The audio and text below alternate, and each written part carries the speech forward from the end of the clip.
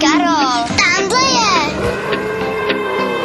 Když byla země mladší o miliony let, tam, kde dneska žijem, býval jiný svět.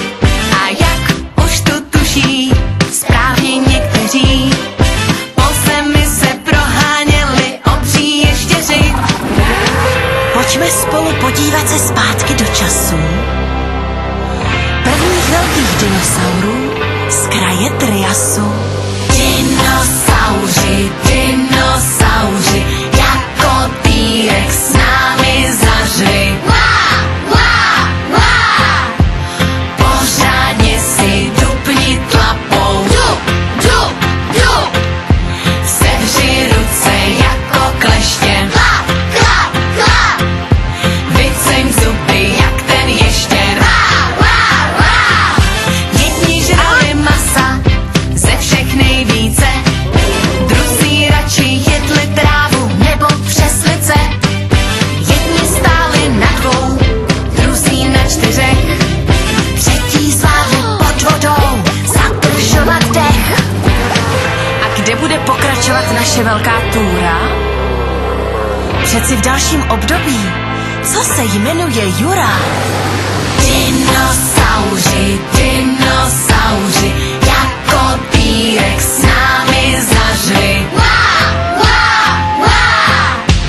Pořádně si dupni tlapou. Sevři ruce jako kleště. Vyceň zuby jak ten ještěr.